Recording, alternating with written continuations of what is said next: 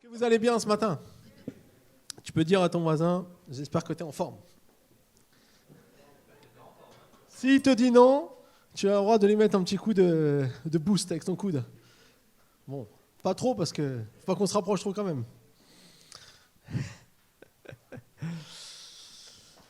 Ah, moi je suis content de vous voir en tout cas. Chaque dimanche c'est un plaisir de pouvoir être ensemble et de pouvoir entendre ce que Dieu veut nous dire. Alors ce matin, je vous demande de me pardonner par avance. Je vois les yeux qui commencent à faire des... On va traiter un sujet pas évident, mais la bonne nouvelle, c'est qu'on va être encouragé. Yes? Vous faites confiance au Seigneur? Ne me faites pas confiance à moi, faites confiance au Seigneur. Ça, c'est le mieux.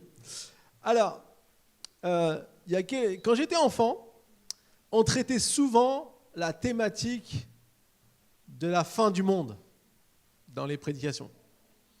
J'avais souvent des prédications autour de cette thématique, de ce qui va se passer à la fin. Et j'ai remarqué qu'aujourd'hui, c'est un peu moins le cas. Alors je me suis posé la question, pourquoi? Est-ce que peut-être que c'est parce qu'on se rapproche de plus en plus, qu'on n'a pas envie d'entendre parler, ou peut-être il y a des choses qui nous font peur, ou peut-être on voit des choses concrètes qui pourraient amener à la fin du monde, hein. Aujourd'hui, il n'y a pas que les chrétiens qui parlent de la fin du monde, hein. Il y a les écolos, ils vont nous dire si on ne fait rien dans tant d'années, on ne pourra plus vivre sur la Terre. Enfin, plein de choses, plein de scénarios catastrophes. Et c'est vrai que je suis d'accord avec vous. Moi non plus, j'aime pas trop les scénarios catastrophes. Hein, les trucs où tout le monde meurt, bombe atomique, il n'y a plus personne. Non, ça c'est pas pour nous. Et pourtant, la Bible, elle en parle. Et la pandémie qu'on vit depuis plus d'un an, a été un catalyseur pour plein de choses qui ont été dites sur cette thématique. Et le Seigneur m'a vraiment mis à cœur de vous amener un message par rapport à cette thématique et surtout de ce que la Bible dit. Parce qu'on entend tellement de choses, et parfois des choses qui n'ont ni queue ni tête, pour être franc avec vous. Et ben, je crois que c'est important que nous puissions toujours baser les choses sur la parole. Il y a des choses qui sont exagérées, des choses qui sont erronées et qui nous empêchent de nous focaliser sur l'essentiel. Alors, la fin, entre guillemets, du monde, on ne va pas tout décrire ce matin, ça serait bien trop long, mais la Bible, elle le signifie au travers d'un événement majeur. Et cet événement majeur, c'est le retour de Jésus-Christ sur la terre. Jésus va revenir. Alors, le titre de ma prêche, on va lire le verset d'abord, et après je vous donnerai le titre de ma prêche. Le verset, c'est 1 Thessaloniciens 4, 16, 17. On garde le suspense. En effet, le Seigneur lui-même a un signal donné à la voix d'un archange et au son de la trompette de Dieu descendra du ciel et ceux qui sont morts en Christ ressusciteront d'abord. Ensuite, nous qui serons encore en vie, nous serons tous ensemble enlevés avec eux sur des nuées à la rencontre du Seigneur dans les airs. Et ainsi, nous serons toujours avec le Seigneur. Donc ça, c'est un peu film science-fiction, hein. On s'en va. Mais c'est ce que la Bible dit. Et c'est comme ça que la Bible dit que de la même manière que Jésus est parti, c'est-à-dire comme ça en partant dans les airs, de la même manière il va revenir. Alors le titre de ma prêche c'est « Et si Jésus revenait demain ?» Ah, pas trop tôt Seigneur, j'ai encore des choses à faire sur la terre. C'est ce qu'on dit souvent, hein. Moi c'est ce que je disais quand j'étais plus jeune. Maintenant, peut-être que j'ai un peu évolué. Je dis toujours que le plus tard possible de mourir, bien sûr, et de quitter cette terre. Mais la bonne nouvelle, c'est que Dieu a des bonnes choses pour nous. Mais la réalité, c'est que quand on évoque « Et si Jésus revenait demain ?» Moi, je sais que c'était souvent le message qu'on entendait. Il y avait aussi la phrase qui suivait, c'est « Es-tu prêt ?» Là, on se sent un peu plus... est-ce que vraiment tout est OK pour moi, hein? C'est comme quand... Je sais plus, hier je regardais un truc à la télé en passant et puis il était dans un feu là et on voit quand il pensait qu'ils allaient mourir avec des flammes partout, ils sont dans une cabane dans la forêt et là tu as toujours un qui fait des signes de croix, qui remercie Dieu pour toute sa vie et tout. Là, quand on est au bord de la fin, on est il faut qu'on soit bien nickel. Alors c'est vrai qu'il y a plein de questions qui surgissent. Que faut-il faire avant que Jésus revienne? Est-ce que je suis prêt pour le retour de Jésus? Le retour de Jésus est-il censé me faire peur? On entend souvent des choses terribles, horribles. Hein? Le mot apocalypse, C'est un mot d'annonce de choses terribles ou horribles. Vous êtes d'accord avec moi? Dans votre tête, c'est ça qui vient. En fait, le mot apocalypse, il faut comprendre que ça veut dire révélation. C'est pas forcément tout de suite une fin horrible. Pourquoi doit-il avoir une fin à ce monde? Et pourquoi Jésus doit-il revenir? Toutes sortes de questions qui viennent. Et y a-t-il un ou plusieurs signes qui annoncent le retour de Jésus? Ce sont des bonnes questions. Je suis sûr que vous les êtes tous posées à un moment donné. Et peut-être si vous n'êtes pas posé, maintenant que je les pose, vous dites « Ah oui, c'est vrai !» Alors, il y a plusieurs passages de l'Évangile qui parlent des signes et des événements que nous retrouvons au moment du retour de Jésus. On va en voir quelques-uns aujourd'hui. Mais d'abord, j'aimerais prendre un passage dans Luc 21, versets 5 à 7. En gros, il y a 3 passages d'Évangile. On va un petit peu les prendre quelques versets par-ci, par-là, parce que ça serait bien tout long de tout lire. Mais si vous voulez vraiment lire tout ce qui est écrit par rapport à ça, c'est Luc 21, Marc 13 et Matthieu 24. Et là, vous aurez vraiment les différents récits d'un discours que Jésus a eu avec ses disciples. Donc Luc 21, versets 5 à 7. Comme quelques-uns parlaient du temple, qui était orné de belles pierres et d'objets apportés en offrande, Jésus dit: les jours viendront où il ne restera pas pierre sur pierre. De ce que vous voyez, tout sera détruit. Il faut comprendre juste quand Jésus dit ça, Hérode a passé comme une 50aine, voire une 60aine d'années à construire le temple. Donc Jésus dit, tout ça, ça va être détruit. Alors que le roi, qui était donc associé à Rome à l'époque, avait tout construit, notamment pour montrer sa grandeur, mais en plus pour faire plaisir aux Juifs.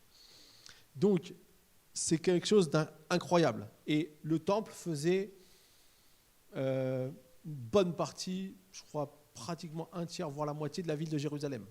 Donc, c'est comme s'il y avait un truc qui était vraiment énorme. Donc, pour replacer un peu dans le contexte. Et verset 7, ils lui demandèrent: Maître, quand donc cela arrive-t-il et à quel signe reconnaîtra-t-on que ces événements vont se produire? Alors Jésus va répondre à cette question des disciples au travers des différentes choses qui doivent se produire, qu'on peut lire, si je vous lisez tous les versets, vous pourrez les retrouver, mais je vais vous les donner. La venue de faux prophètes, ça c'est une des choses. Des guerres, des soulèvements, des tremblements de terre, des pandémies de peste, en passant, des famines, des persécutions. Toutes ces choses sont des choses qui se passent dans le temps où Jésus va revenir.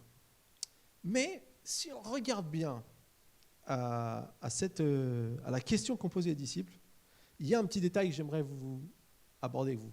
C'est que les disciples, ils demandent à quel signe, et ils posent une question avec le mot signe au singulier. En gros, quel est le signe? Et ça, c'est intéressant. Parce que souvent, on amène plein de signes, donc on se dit ça y est, et on active les choses. Mais ici, c'est intéressant que les disciples ont posé un seul signe. Alors, ce que je vais vous dire, c'est un enseignement que j'ai reçu d'un très grand étudiant de la parole qui maintenant nous a quittés justement l'année dernière pendant le Covid, enfin à cause du Covid même, le regretté Jean-Marc Taubois, et vraiment qui a eu, quand j'ai fait un voyage en Israël il y a quelques années maintenant, en 2009, eh bien, il était avec nous et il était vraiment littéralement une science. En fait, lui, vous lui posez une question et il vous parle pendant 3 quarts d'heure et il vous fait une étude comme ça, sans notes, sans rien, sans livre. Tout est là-dedans et là-dedans. Et du coup, c'était vraiment intéressant. Et il nous a interpellés par rapport justement à ce passage en Luc 21. Donc on va aller un peu plus loin maintenant, on va lire à partir du verset 20 jusqu'au verset 24. Il nous est dit: lorsque vous verrez Jérusalem encerclée par des armées, sachez que sa destruction est proche. Alors que ceux qui seront en Judée s'enfuient dans les montagnes, que ceux qui seront à l'intérieur de Jérusalem en sortent, et que ceux qui seront dans les champs n'entrent pas dans la ville. Car ce seront des jours de vengeance, où s'accomplira tout ce qui est écrit. Malheur aux femmes qui seront enceintes et à celles qui allaiteront durant ces jours-là, car il y aura une grande détresse dans le pays et de la colère contre son peuple.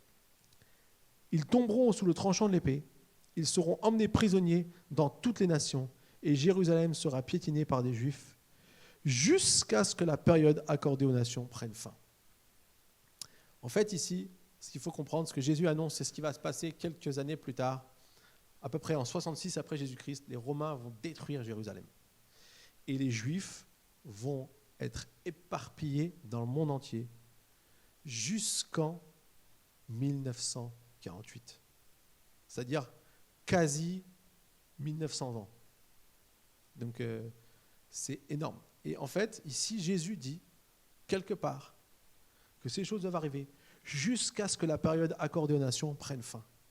En gros, le signe le plus important que Jésus revient bientôt, c'est que Israël existe à nouveau. Et c'est ce qui s'est passé en 1948. Donc, je peux vous dire quelque chose. Le retour de Jésus, on disait qu'il était proche il y a 2000 ans, forcément 2000 ans plus tard, il est encore plus proche.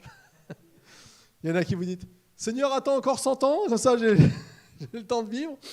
Mais la réalité, c'est que c'est le signe le plus important. C'est incroyable. Ce qui s'est passé en 1948, quand après qu'on a voulu détruire tous les Juifs, vous avez vu, dans la Deuxième Guerre mondiale, on a voulu éliminer tous les Juifs, et bien ensuite on a dit on va faire quelque chose pour eux. Ils ont dit nous on veut retourner sur la terre qui a été promise à nos ancêtres, à Abraham. C'est pour ça qu'on a voulu les mettre en Éthiopie au départ, dans un coin de l'Éthiopie là-bas. Ils ont dit non, nous c'est là-bas, c'est en Palestine. Et donc c'est pour ça qu'en 1948, l'État d'Israël a vu le jour. Et aujourd'hui, chaque année, des milliers et des milliers de Juifs rentrent. Et les amis, comprenons que ça fait partie de la prophétie qui est en train de s'accomplir. Qu'ils vont de plus en plus revenir, alors pour plein de raisons, des fois pas forcément des raisons, des fois en ce moment on a vu, nous, pendant qu'il y avait la vague de terroristes, chez nous beaucoup sont rentrés aussi, parce qu'ils ne se sentent plus en sécurité, par exemple en France, et encore ce qu'on a vu récemment dans les infos nous le confirme. Et donc du coup, on voit que toutes ces raisons sont le fait que Dieu est en train de préparer les choses. Donc c'est quelque chose qui est en marche. C'est un plan de Dieu qui est en marche. Alors, ayant dit cela, j'aimerais maintenant revenir sur le fait de savoir que Jésus revient bientôt. Je vous ai montré que la réalité que Jésus revient bientôt, elle est là, et que le signe majeur a été donné. Alors bien sûr, toutes les autres choses accompagnent aussi un peu ces temps, mais ce n'est pas ça que j'aimerais vous dire aujourd'hui. Je n'aimerais pas vous dire, regardez, Jésus revient, parce que personne ne sait. La Bible dit, personne ne sait quand Jésus va revenir. Mais ce que j'aimerais voir, c'est quelle attitude on doit avoir face à cette réalité. Il y a beaucoup de choses qui se passent en nous quand on parle de ça. On est peut-être des fois un peu déboussolé, on est peut-être un peu en questionnement, on ne sait pas trop. Mais moi, j'aimerais vous dire, j'aimerais vous encourager ce matin. Je n'ai pas envie de vous décourager, j'ai envie de vous encourager ce matin en regardant 4 attitudes importantes que Jésus nous laisse dans les passages qu'on a vus et qui sont très importantes par rapport au fait de s'attendre au retour de Jésus. Premièrement, ne nous laissons pas effrayer, mais reconnaissons ce que Dieu a prévu. Dans Marc 13, 7, il nous est dit « Quand vous entendrez parler de guerre et de menaces de guerre, ne vous laissez pas effrayer, car il faut que ces choses arrivent. Cependant, ce ne sera pas encore la fin. » Jésus nous demande de ne pas avoir peur, de ne pas vous effrayer, mais en même temps, il nous dit que des choses effrayantes vont se passer. Vous ne trouvez pas que c'est bizarre? Jésus dit, il va y avoir des guerres, mais n'aie pas peur. Quiconque a fait la guerre, si on a des ancêtres encore qui ont traversé ça, ça fait très très peur. Alors, qu'est-ce qu'on doit comprendre ici? Et ça, c'est une réalité que j'aimerais vraiment, si vous pouvez la capter, pas seulement dans votre tête, mais dans votre cœur, c'est hyper important. En fait, les catastrophes, les difficultés annoncées par Jésus, c'est simplement une préparation de ce que Dieu est en train de faire. En fait, on entend malheureusement beaucoup de personnes, peut-être sur Internet, annoncer la fin du monde. Et le seul objectif, c'est de vous faire peur. Ils vous disent, si vous ne faites pas ci, si vous ne faites pas ça, vous irez en enfer. J'aimerais vous dire quelque chose. Personne ne peut dire qu'il va en enfer. Il n'y a qu'un seul qui pourra faire ça, c'est Dieu. Et il a donné son Fils pour que personne n'aille en enfer. Il y en aura qui iront, mais son but, son cœur, c'est que personne n'y aille. Il y a quelqu'un qui a dit Amen pour personne.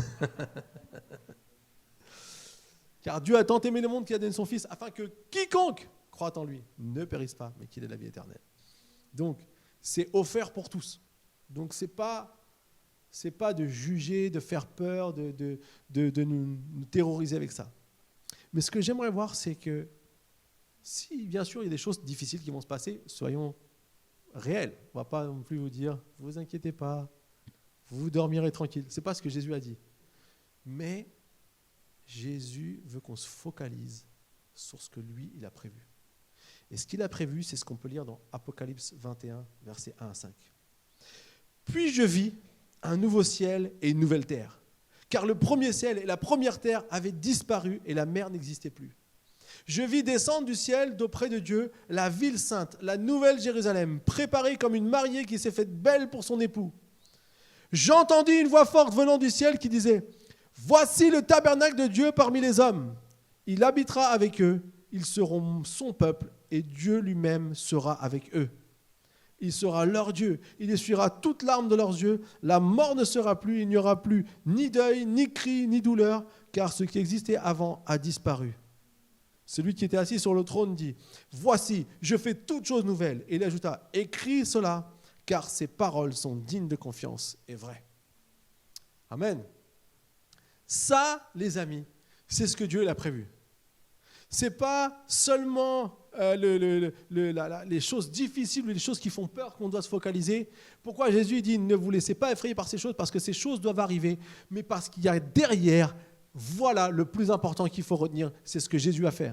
Il n'y aura plus de souffrance, il n'y aura plus de mort, il n'y aura plus de douleur, il n'y aura plus de difficultés, il n'y aura plus de problèmes. Ça ne vous tente pas, vous, ça ? Moi, ça me tente, je ne sais pas vous, mais moi, ça me tente. Et ça, c'est ce que Jésus a prévu. Et c'est pour ça que quand on parle du retour de Jésus, on ne doit pas s'inquiéter de ce qu'on pourrait peut-être perdre ou de ce qu'on pourrait peut-être vivre, mais on doit plutôt se réjouir de ce qu'on va avoir, de ce qu'on va gagner, de ce qu'on va expérimenter. Amen. Ça, c'est la première chose importante à se souvenir. Et si on regarde même avec un spectre plus large, on va s'apercevoir que l'objectif de Dieu, c'est comme j'ai dit, c'est qu'un maximum de personnes puissent le rencontrer. Et que quelque part, si ces temps difficiles arrivent, vous savez, quand on vit des choses difficiles, c'est là où on se rapproche de celui qui peut les vaincre. Si on est honnête, quand ça ne va pas dans notre vie, on prie plus. On s'inquiète plus de Dieu. On va plus trouver Dieu. Quand tout va bien, bon, merci Seigneur, alléluia. J'ai prié pour aujourd'hui. Je te remercie Dieu, tu es trop bon avec moi en ce moment. Et Dieu dit, pourquoi tu ne me parles plus? C'est la réalité. Et donc, l'important, c'est de se focaliser sur ce que Dieu veut et pas sur les choses qui veulent nous faire peur. Dieu désire qu'on reconnaisse ses merveilleux projets. Dans Luc 24, 14, il dit « Cette bonne nouvelle du royaume sera proclamée dans le monde entier pour servir de témoignage à toutes les nations. Alors viendra la fin. » Et on vit ces temps. Et j'aimerais vous dire que si des choses difficiles arrivent, regardons les choses de la manière de Dieu. C'est une opportunité pour beaucoup de se dire « Mais il y a quelque chose de plus que cette vie. » Que mon travail, que mes loisirs, que mes amis, même si c'est super bien, je ne dis pas que c'est mal, toutes ces choses, mais il y a peut-être quelque chose de plus. Il y a peut-être une raison de plus pour laquelle je vis. Et moi, je sais que ces derniers temps, les gens se posent beaucoup de questions par rapport à ce qu'on vit, parce que c'est une réalité, c'est concret devant nous. Et voilà pourquoi c'est important de ne pas avoir peur, mais de nous reconnaître ce que Jésus a prévu pour nous. Deuxième chose que j'aimerais vous partager, c'est n'essayons pas de faire les choses par nous-mêmes, mais laissons-nous diriger par le Saint-Esprit. N'essayons pas de faire les choses par nous-mêmes, mais laissons-nous diriger par le Saint-Esprit. Lorsque Jésus a quitté la terre, en disant qu'il allait nous préparer une place, il a aussi promis de nous envoyer le Saint-Esprit. C'est ce qu'on lit dans Jean 14, versets 15 à 18. « Si vous m'aimez, respectez mes commandements. Quant à moi, je prierai le Père, et il vous donnera un autre défenseur afin qu'il reste éternellement avec vous. L'Esprit de la vérité, que le monde ne peut pas accepter parce qu'il ne le voit pas et ne le connaît pas. Mais vous le connaissez, car il reste avec vous et il sera en vous. je ne vous laisserai pas orphelins, je reviens vers vous. C'est ce que Jésus dit à ses disciples avant de partir. Et en fait, ce que j'aime bien ici, c'est que Jésus décrit le Saint-Esprit comme notre défenseur. Dans une autre version, il est même dit notre avocat. Quand est-ce qu'on a besoin d'un défenseur et d'un avocat? C'est quand on est attaqué. Si quelqu'un vous emmène en justice, si quelqu'un n'est pas d'accord avec quelque chose que vous avez fait, il va vous attaquer. Et là, vous avez besoin du défenseur et de l'avocat. Et on a vu tout à l'heure que dans la fin des temps, une des choses qu'il y aura aussi, c'est de la persécution. Alors bien entendu, il y en a qui le vivent déjà fortement. Il y a des pays où on n'a pas besoin d'attendre vraiment les choses. Ça fait même des années qu'ils sont dans cette persécution. Mais c'est une des choses aussi qui montre que Jésus va bientôt revenir. D'ailleurs, ce qui est intéressant et ce qu'on n'arrive pas à comprendre, c'est que... Enfin, ce qu'on n'arrive pas à comprendre, on peut le comprendre un petit peu, mais ce qui est impressionnant, c'est que des pays où il y a plus de persécutions, c'est souvent les pays où il y a le plus de chrétiens. Là où les gens ils risquent leur vie pour le fait de venir comme ça un dimanche à l'église, ben, ils se réunissent plus. Parfois même, ils sont peut-être plus assidus. Parce que quand on est dans des difficultés, c'est là qu'on a besoin de compter sur Dieu et c'est là qu'on voit Dieu aussi agir. Et je crois que c'est incroyable, enfin c'est important pour nous d'être conscients de ces choses. Que le jour va venir où peut-être nous aussi on vivra des persécutions. On en vit peut-être d'une certaine manière déjà. Pas tellement sur le domaine politique, sur le fait qu'on a la possibilité de se réunir, même si les lois sont encore un peu en train de changer. Et le Conseil national des évangéliques de France a interpellé les députés sur la dernière loi qui est passée. Ils appellent ça la loi séparatisme. Voilà, sur le séparatisme. Merci, j'ai oublié le nom. La loi sur le séparatisme, eh bien, maintenant, le préfet a plus de droits de fermer une association comme ça. Alors, bien sûr, on sait, on veut lutter avec peut-être d'autres religions avec qui on a des problèmes, mais quelque part, on fait une loi contre tout le monde et on sait très bien que les choses peuvent vite se retourner, donc on est vigilant. Mais à côté de ça, il y a du harcèlement. On le voit même à l'école, c'est une forme de persécution, il y a de la stigmatisation. Est-ce que vous vous souvenez de nos frères et sœurs de l'église de la Porte Ouverte à Mulhouse? En février dernier, ils ont fait comme tous les ans un jeûne et prière. Comme c'est une grande église, il y avait le soir parfois jusqu'à 2000-2500 personnes qui se réunissaient et la journée c'était au moins 1000-1500. Et pendant une semaine, ils étaient tous ensemble et ils louaient Dieu. Quelques semaines, 2 semaines après, ça y est, on a pris conscience que le virus était bien chez nous, qu'il n'était pas seulement en Chine. Et les spécialistes nous disaient, vous inquiétez pas, ça restera en Chine, c'est qu'en Chine. Et d'un seul coup, on se rend compte que non, en fait, il y a plein de gens contaminés, mais on n'avait pas diagnostiqué les choses. Et là, d'un coup, on a dit, ah, c'est eux qui ont fait que tout le monde soit contaminé. Ils n'ont pas respecté les gestes barrières. Sauf qu'à l'époque, il n'y avait aucun geste barrière qui était annoncé pour personne. Ça n'existait pas. Et on les a. Mais ça a été très loin. Il y a des gens qui, à cause de l'impact que ça a eu dans toute l'Est de la France, qu'il y a des gens qui ont insulté leurs collègues. Ils ont reçu des menaces de mort. Certains ont reçu des menaces de mort. Ça a été très très loin. Ils ont été stigmatisés, ils ont été persécutés comme jamais. Et là, on se rend compte que ce n'est pas à l'autre bout du monde, que c'est chez nous, avec des gens bien de chez nous, nos concitoyens. Et c'est pour ça que c'est important de réaliser que cette persécution, elle n'est pas forcément aussi loin qu'on croit. Alors, voici donc une attitude importante à retenir face à de l'opposition. On est appelé à être un témoignage. Et c'est pour ça que ce qu'on peut lire dans Marc 13, on ne doit pas essayer de faire les choses par nous-mêmes, mais on doit laisser le Saint-Esprit nous diriger. Il dit, Marc 13, versets 9 à 11, « Faites attention à vous-même. On vous livrera aux tribunaux et vous serez battus dans les synagogues. Vous comparaîtrez devant des gouverneurs et devant des rois à cause de moi pour leur apporter votre témoignage. Il faut d'abord que la bonne nouvelle soit proclamée à toutes les nations. Quand on vous emmènera pour vous faire arrêter, ne vous inquiétez pas d'avance de ce que vous direz, mais dites ce qui vous sera donné au moment même. En effet, ce n'est pas vous qui parlerez, mais l'Esprit Saint. » Ça, c'est quelque chose de magnifique, c'est que le Saint-Esprit, il va nous conduire, il va nous diriger, il va même nous dire quoi dire. Parfois, nous, on dirait des choses qu'il ne faut pas dire. Il vaut mieux pas les dire. Il vaut mieux pas réagir négativement, mais il faut laisser le Saint-Esprit nous contrôler. Apprendre à laisser le Saint-Esprit nous diriger.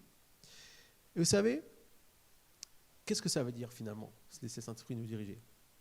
Il y a plein de choses qu'on pourrait dire là-dessus, mais dans le verset qu'on a lu, vous avez lu tout à l'heure dans Jean 14, il nous a dit quoi?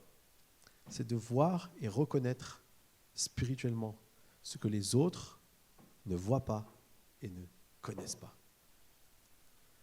En fait, il a dit, vous avez le Saint-Esprit en vous, mais les autres ne le voient pas, ne le connaissent pas. L'Esprit de la vérité que le monde ne peut accepter parce qu'il ne le voit pas et ne le connaît pas. Et ce que j'aime ici, c'est qu'en fait, quand on est dirigé par le Saint-Esprit, il nous apprend à regarder les choses, pas forcément à la manière humaine, mais à la manière de Dieu. Et peut-être qu'au travers de quelque chose qu'on vit, comme peut-être cette Église a vécu, qui a été très difficile, il y avait quelque chose que Dieu voulait faire. Parfois, on ne comprend pas tout.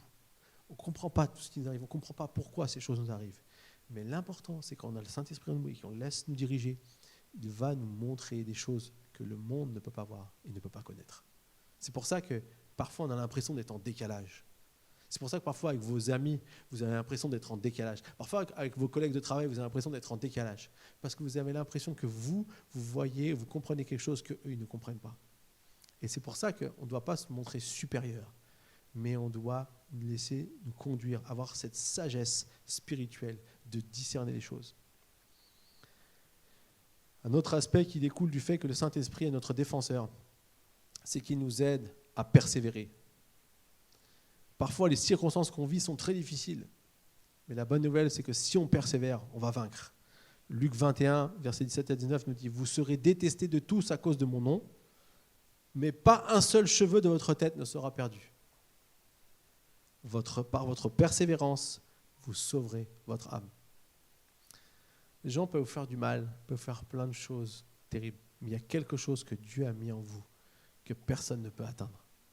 C'est quelque chose qui est plus fort. Votre foi, votre amour, les choses que Dieu peut renouveler, qu'il peut faire, qui est incroyable, seul Dieu peut le faire. Et pour revenir à l'église de la Porte Ouverte, quand ils ont vécu cette déferlante médiatique, c'est qu'ils ont été accusés dans les médias, ils ont été accusés. Et vous savez, ça a été loin parce que d'où est né tout ça? C'est que quand la pandémie est arrivée, en fait, eux, comme ils ont réuni beaucoup de personnes, ils ont été les premiers à voir des signes de beaucoup de gens malades. Et dans l'église, le fils du pasteur principal, c'est Samuel Peter Schmidt, son fils Jonathan Peter Schmidt, il est médecin. Et donc, quand il a commencé à voir ces choses, tout de suite, il s'est fait tester, il s'est rendu compte qu'il avait le Covid, donc il s'est isolé, et il a tout de suite alerté l'ARS, il a alerté toutes les autorités. Sauf que comme on était début mars, et que de toute façon le virus était qu'en Chine, personne ne s'inquiétait.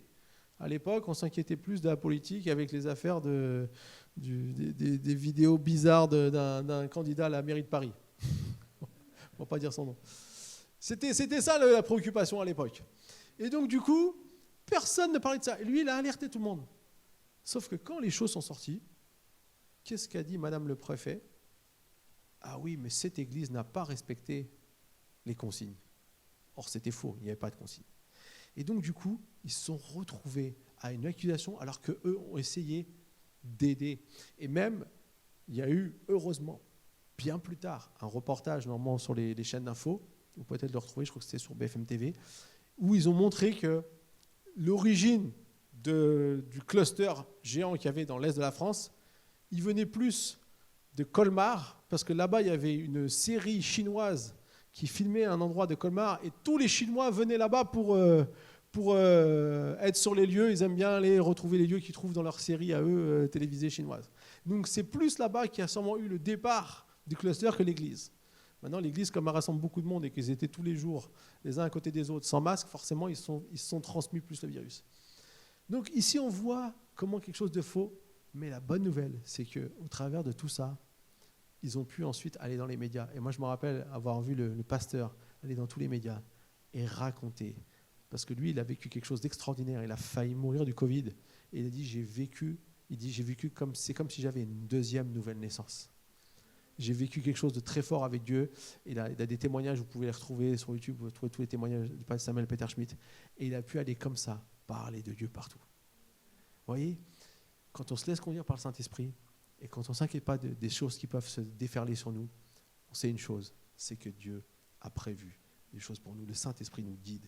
Donc n'essayons pas de faire les choses par nous-mêmes, mais laissons-nous diriger par le Saint-Esprit. Et si tu te retrouves un jour confronté à de l'opposition, à de la persécution, peut-être même de la haine, laisse-toi conduire par le Saint-Esprit. Ce n'est pas facile. Au premier abord, notre chair réagit. Mais apprenons à ne pas regarder, à voir ce que les autres ne voient pas, à avoir ce discernement de ce que Dieu veut faire, parce que Dieu a plein de bonnes choses pour chacun d'entre nous. Amen. Troisième attitude, ne cherchons pas absolument à savoir quand, mais soyons prêts pour le moment. Il y a tellement de gens qui veulent savoir quand ça va être le retour de Jésus.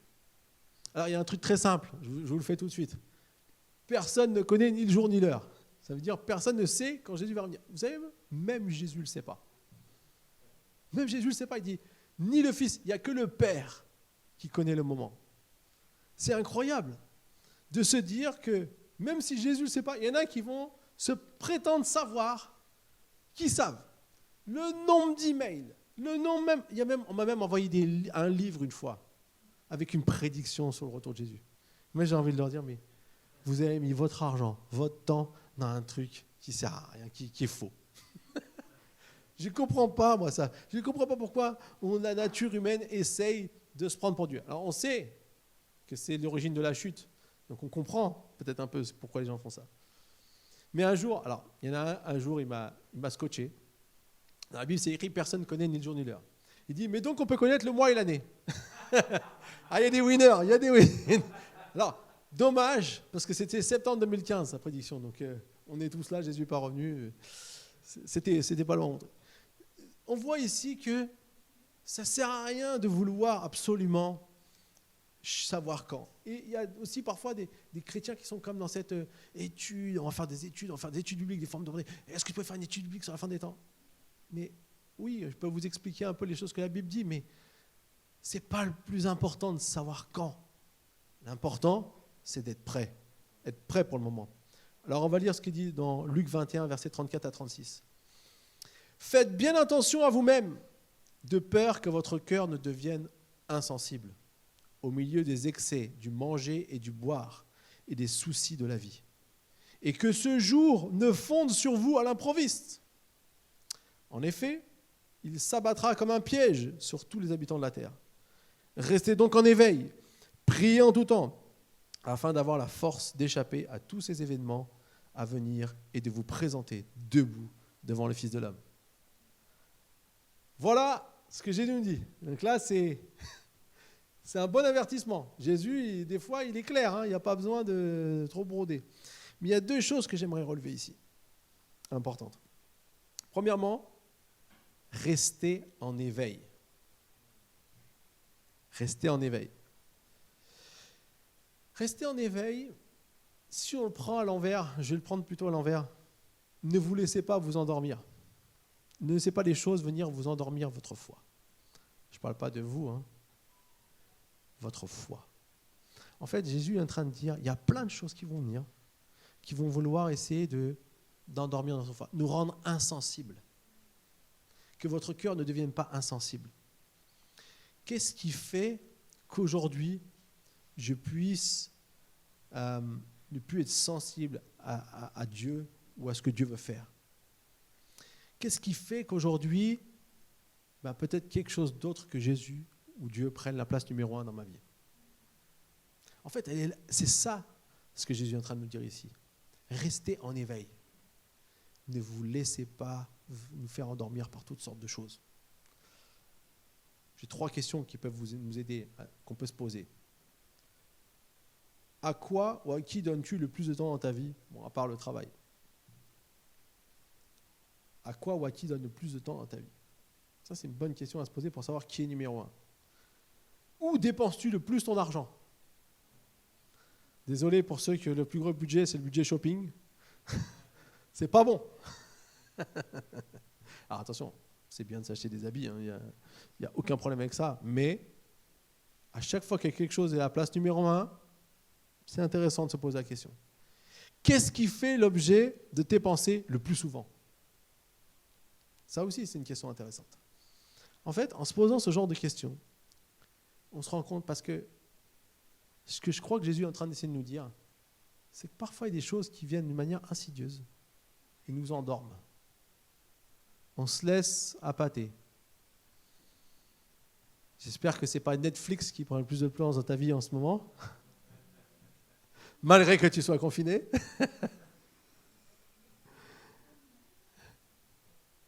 Ce sont des choses, ils viennent et nous endorment. En fait, au bout d'un moment, on n'a plus envie de sortir. Alors là, on va dire, là, c'est la faute du gouvernement. Mes filles, maintenant, elles disent, quand des fois, tellement ils ont entendu ces derniers temps parler un peu à la télé, qu'on regardait un peu les infos par rapport aux différentes évolutions du confinement. Des fois, Chana vient moi, fait, c'est Jean Castex qui l'a dit. C'est pas bien le prononcer, mais la réalité, c'est qu'il y a des choses qui vont venir nous endormir. Donc ça, important. Restez en éveil. Que ta foi soit vivante, que ta foi en action, que ta foi soit là avec du punch. Yes? Amen. J'ai entendu un amen. C'était un son, mais ça voulait dire amen. Deuxième chose, priez en tout temps. Alors là, je sais que maintenant, vous êtes des experts, après avoir fait 40 jours de prière, vous êtes des experts en prière. Hein? Vous connaissez tout sur la prière. Je vois pas beaucoup de têtes qui font amen, mais moi. Par la foi, je proclame, au nom de Jésus. Mais non, ici, ce que j'aimerais juste relever dans tout ce qu'on a vu dans ces 40 jours, j'aimerais relever une chose. Est-ce qu'on a des discussions avec Dieu? Je dis bien des discussions. C'est-à-dire, est-ce que tu lui parles et est-ce qu'il te parle? J'ai envie de dire, si quelque part on devrait nous focaliser sur le plus important, c'est d'avoir cette conversation avec Dieu. Vous savez, il nous a dit à un moment donné, quand on a vu le message « Priez tout au long de la journée », est-ce que tu as une conversation permanente avec Dieu? Et je trouve que ça, c'est vraiment intéressant parce que prier, ce n'est pas toujours se mettre à genoux et attendre que quelque chose se passe et dire plein de choses, tout ce qu'on a à dire. Et puis quand on n'a plus rien à dire, redire encore des choses. Ce n'est pas forcément ça. C'est bien de se mettre à genoux, de prendre le temps aussi dans sa chambre et tout. La Bible le dit, c'est pas mal. Mais c'est avoir cette discussion permanente avec Dieu. Vous savez, tout au long de la journée, dans notre vie, que en fait Dieu fasse partie de notre vie et que comme ça, on peut entendre ce qu'il veut nous dire. On peut comprendre dans des situations ce qu'il veut faire. On peut être à l'écoute quand il nous dit de faire quelque chose pour quelqu'un. Moi, j'aime bien des fois quand le Saint-Esprit me parle, j'y arrive pas toujours. Je suis honnête avec vous, j'y arrive pas toujours. Mais quand il me dit quelque chose par rapport à quelqu'un, de réagir et d'envoyer un message ou d'appeler ou quand je sens ce qu'il faut que je fasse. Et encore cette semaine, voilà, j'ai envoyé un message à quelqu'un et il me dit « Oh là, merci, ça me touche tellement. Ton message arrive pile au moment où je me pose ce genre de questions. » Et Dieu vous donne une parole pour quelqu'un et vous l'encouragez. Ça, c'est avoir cette discussion avec Dieu en permanence. C'est écouter ce qu'il vous dit et accomplir ce qu'il vous demande de faire. Et alors, notre foi sera vivante. Amen. Ça va? Vous êtes bien là dans le... Jésus revient demain, c'est OK? Tout est OK? Yes? Il y a des petits oui encore. Bon, allez, on va arriver aux dernières attitudes. Donc, on a vu les 3 premières attitudes. Maintenant, on va voir la dernière attitude. En attendant que Jésus revienne. C'est pas besoin de savoir quand, mais d'être prêt pour le moment. Là, on a vu comment être prêt. Maintenant, en attendant qu'il vienne, veillons à ne pas être passifs, mais actifs. Nous avons vu qu'il faut être prêt, mais maintenant, on a besoin d'être dans l'action. Et moi, je me souviens, mon père m'a dit une phrase un jour qui m'a marqué. Il m'a dit plein de choses qui m'ont marqué, mais cette phrase-là, je l'ai bien retenue. Quand on parlait justement de cette thématique-là, vous savez, quand on est plus jeune, on pose plein de questions, on a envie de savoir aussi par rapport à cette thématique. Et il m'a dit, tu sais, Pascal, fais des projets comme si Jésus reviendrait dans 100 ans, mais vis ta vie comme s'il revenait demain. Parce que des fois, on se dit, oh, mais si Jésus revient demain, mais qu'est-ce que je vais faire, moi, mes projets? Il faut que je pense plus qu'à ça. Non, c'est pas ça que Dieu veut qu'on fasse. S'ils avaient fait ça il y a 2000 ans, Plus personne vivrait et ne ferait ce que Jésus veut qu'on fasse. Fais des projets. Visionne pour toi. Voilà.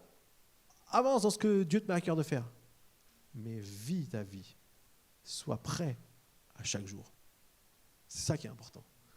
Et donc, du coup, c'est important qu'on comprenne que pour vraiment être prêt pour le retour de Jésus, en attendant qu'il vienne, je veux dire, on doit être dans l'action. Et c'est ce qu'il nous dit Jésus. Il nous a même pris une petite parabole. Je vais vous lire 2 passages. Dans Matthieu 24, 45-46 et dans Marc 13, 34-37. Il dit « Quel est donc le serviteur fidèle et prudent que son maître a établi responsable des gens de sa maison pour leur donner la nourriture en temps voulu ? Heureux le serviteur que son maître, à son arrivée, trouvera occupé à son travail. » Est-ce que tu es occupé au travail que Dieu t'a donné ? En gros, c'est ça. Deuxième parabole qui est un peu la même, mais dans l'évangile de Marc. « Cela se passera comme pour un homme qui part en voyage. Il laisse sa maison, remet l'autorité à ses serviteurs, indique à chacun son travail et ordonne au portier de rester éveillé. Restez donc vigilants, car vous ne savez pas quand viendra le maître de la maison, le soir, ou au milieu de la nuit, ou au chant du coq, ou le matin. Qu'il ne vous trouve pas endormis quand il arrivera tout à coup. Ce que je vous dis, je le dis à tous, restez vigilants. » En fait, la question c'est, qu'est-ce que tu es en train de faire pour Dieu pour quand il va revenir ? Franchement, le fait de savoir quand il va revenir, le fait de vouloir être, on va dire, bien avec Dieu, ça dépend de nous. On doit être en une communion avec Dieu, on doit vivre une relation avec lui. Mais surtout, ce que Jésus nous dit ici, c'est d'être au travail. En fait, on ne sait pas quand ça va se passer. Il nous dit ça va venir comme un voleur. Le voleur, il ne vous prévient pas quand il vient. D'un seul coup, vous arrivez et vous vous rendez compte que le voleur était, soit il est là, ou soit il est passé. Mais vous ne savez jamais, si vous savez quand il vient avant, ça serait mieux. Hein. Mais la réalité, c'est comme ça. Jésus va revenir d'un coup. Alors, dans ces 2 passages, on voit la responsabilité qu'on a d'être au travail pour le retour de Jésus. C'est pour ça qu'il faut nous concentrer sur ça. Et en fait, lorsque Jésus est venu sur la terre, il a montré au monde entier ce qui compte vraiment. Et ce qui compte vraiment, c'est comment je peux servir Dieu. Dans Jean 4, 34, Jésus dira, à un moment donné où les disciples ils ont cherché à manger, Jésus parle avec une femme samaritaine, donc quelque part il était en train d'annoncer l'évangile, et puis il dira, « Ma nourriture est de faire la volonté de celui qui m'a envoyé et d'accomplir son œuvre. » Moi, j'aime ce verset. Quand j'ai lu ce verset il y a quelques années, je me suis dit, ça, c'est mon leitmotiv. C'est le but de ma vie. Ma nourriture est de faire la volonté de celui qui m'a envoyé et d'accomplir son œuvre. S'il y a une chose que tu dois faire sur terre, c'est ça.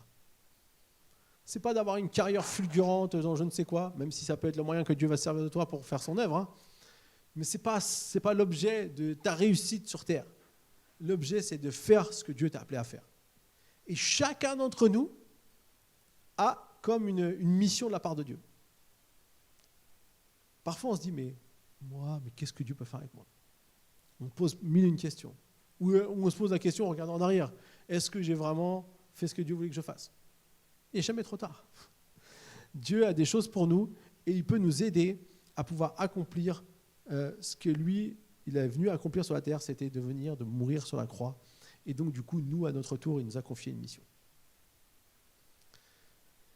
Non seulement il est venu mourir sur la croix, mais en plus, il est venu justement apporter ce message de qui était le Seigneur. En fait, son but aussi, c'était de révéler le Père. Et c'est ce qu'il dit dans une de ses dernières prières. Qu'il puisse savoir comme tu es en étant un avec nous. Qu'il puisse comprendre et découvrir cette unité qu'il y a en nous. Alors, ce qui est intéressant, c'est que Jésus, lorsqu'il va ressusciter, il va quelque part donner cette phrase à ses disciples. Il va leur dire, dans Jean 20, 21, « Que la paix soit avec vous, tout comme le Père m'a envoyé, moi aussi je vous envoie. » Je crois qu'aujourd'hui, Jésus veut nous rappeler qu'avant qu'il revienne, un des trucs les plus importants qu'on doit faire, c'est de faire ce qu'il nous a appelés à faire. C'est de servir Dieu en servant les autres. Servir Dieu en servant les autres. Cette réalité, parfois, elle passe au second plan. Parce que parfois, on regarde à qu'est-ce que moi j'ai besoin.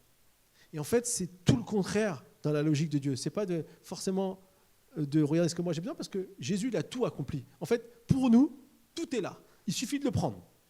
Mais ensuite, la deuxième phase de ce que Dieu veut pour nous, c'est qu'est-ce que moi je peux faire pour les autres ? Puisque Jésus a tout accompli, puisque moi je peux le prendre, comment moi aussi je vais partager à d'autres qu'eux aussi peuvent le prendre ?